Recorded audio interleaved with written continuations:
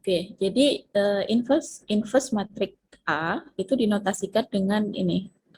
A kemudian kayak seperti ada tanda pangkat -1 gitu. Nah, ini dibaca A inverse. Jadi inverse itu adalah kalau misalnya matrik A dikalikan dengan inverse-nya, maka akan didapatkan matrik identitas. Nah, matrik identitas itu adalah matrik yang kalau misalnya pada pertemuan satu kalian masih ingat macam-macam matrik.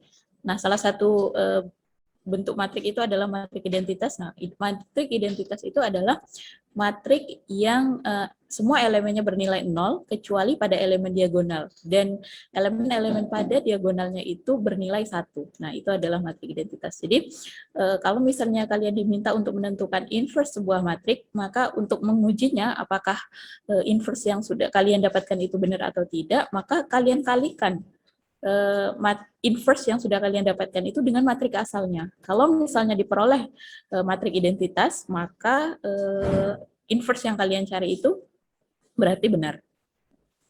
Oke, kemudian kita lihat sifat-sifat inverse.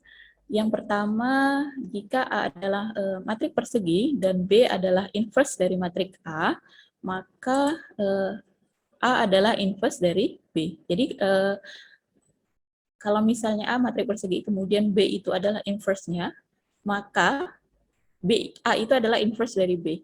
Karena A dikali B itu sama dengan matrik identitas atau I. Jadi bisa dirumuskan bahwa ini A inverse, diinversekan lagi, maka dapatnya adalah matrik asalnya. Kemudian ini B inverse dikali A inverse, kemudian dikali dikali AB itu sama dengan B inverse. Nah, dikali dengan I, kemudian dikali dengan B. Nah, B inverse dikali B itu kan sama dengan inverse. Inverse dikali inverse sama dengan inverse. Kemudian ingat bahwa AB transpose ini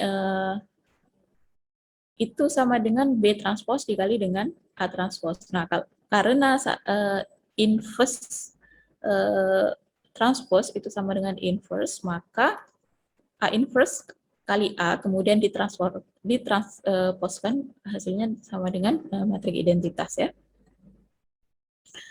Kemudian teoremanya adalah matrik A berukuran n kali n itu memiliki inverse jika dan hanya jika rank-nya sama dengan n.